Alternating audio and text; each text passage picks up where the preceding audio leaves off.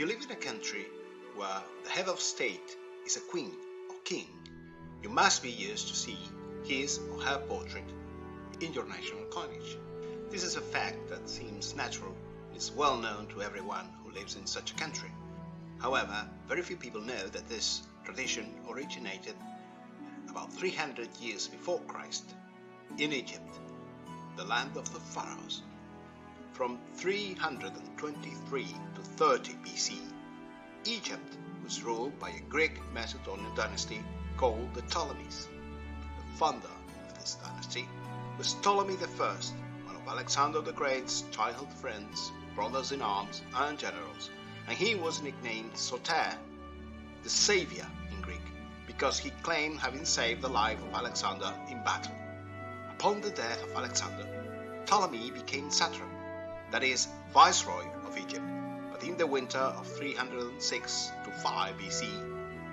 Since Alexander's posthumous son and successor, child king Alexander IV, was assassinated, Ptolemy assumed the diadem as Greek king and pharaoh of Egypt. Several other of the diadochoi or Alexander's successor kings in other parts of Alexander's huge empire did the same. However, Ptolemy was a cunning politician and supported his claim by issuing the first Greek coins with a portrait of a living ruler, himself.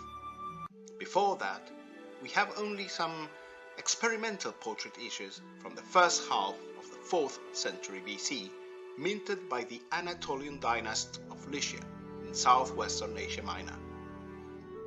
However, what Ptolemy I did came as a revolution, because ever since, rulers will always try to feature their portrait in their coins. Ptolemy's first portrait coins are not only reputed for being the first in a 2,300 years old tradition, but because they depict his features with true realism, not as a deity, but as the aging man of great intellect he was. Also, there is a mystery regarding his coins. The exceptional sculptor who engraved the dies of his first royal coinage was allowed to sign the obverse die with his initial, the Greek letter delta, inside the lock of hair behind the monarch's ear. My own example of this coin has a further mystery. An ancient banker's hallmark stamped to mark this coin as genuine in the form of the Ankh symbol, the Egyptian key of life. This symbol is often depicted in Egyptian tomb reliefs in the hands of the god Horus, offering life to a dead king. However, in this case, it must have been part of the banker's name, because the Ankh is also a hieroglyph. Another surprising fact is that, unlike most Hellenistic dynasties, for instance the rivals, the Seleucids, the Greek-Macedonian kings of Syria, who contended for centuries with the Ptolemies for the control of the Levant, the Ptolemaic king of Egypt kept using Soter's portrait for centuries in their main denomination, the standard Tetradrachm was dated. And they did this with very few exceptions until the end of the dynasty with the death of Cleopatra VII, the last Ptolemaic ruler, in 30 BC. This, however, is not a mystery. It has to do with the acceptability of the coinage. Frozen types is a well-known phenomenon many times described in numismatics.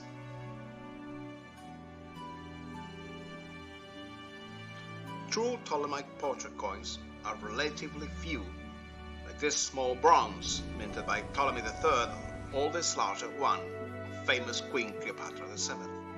Of course, during so many centuries in such a large empire, the portrait and general style of coins changed a lot, not only because of time, but also because they were minted in many places, from Alexandria to Cyprus, Phoenicia, and Judea.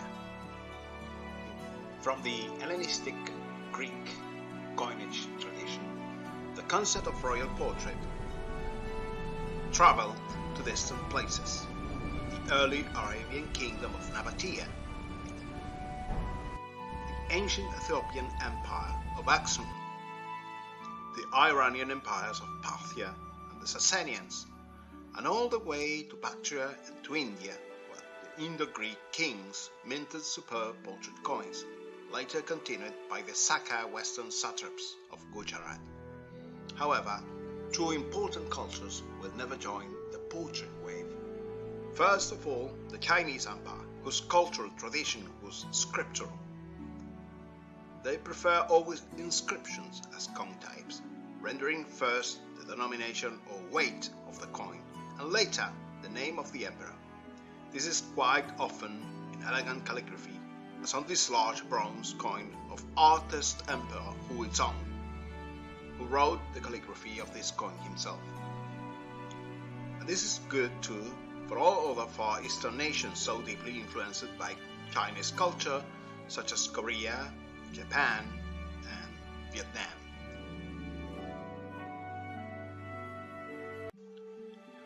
But there is another major culture that will avoid using portraits on its coins, and this not because of a cultural tradition, but for religious motives.